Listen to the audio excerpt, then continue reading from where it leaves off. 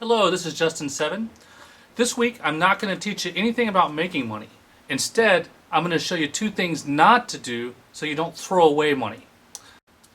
One of the worst ways you can throw away money in sports betting is paying what we call a scamdicapper. What is a scamdicapper? A scamdicapper is a tout, someone who sells plays pretending to have either some type of information or analysis that gives them an unrealistic winning record. Just in the last week, I've gotten several emails. I was going to show you a couple of these. In every one of these, you'll see certain common themes. One of them is unrealistic winning records.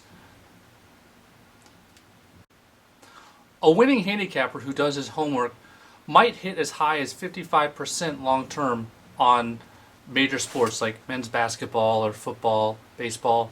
I can say unconditionally that any person who's claiming to hit 60% or higher long term in a major sport is wrong. They're not going to do that and they're going to lose money. Another warning sign you should look out for is when you have a very limited sample size. When they're only looking at the last 25 picks, that's almost useless information. If you're seriously thinking about paying somebody for their information and their handicapping, you want them to have at least a track record of 1,000 plays. You can go back and see, well, how have they done on these last 1,000 plays? And if there's no way to check to see what their last 1,000 plays were, odds are they probably didn't make 1,000 plays at one. The last warning sign that you're dealing with a ripoff artist is when they want a percentage of your wins with no history with you.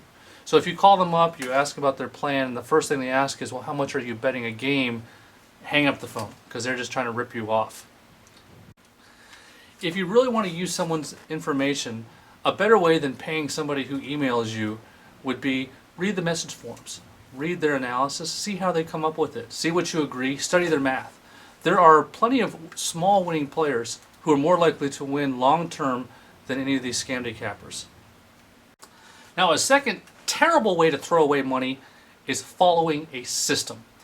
One of our posters wrote us and asked whether there was any merit to following John Morrison's basketball betting system.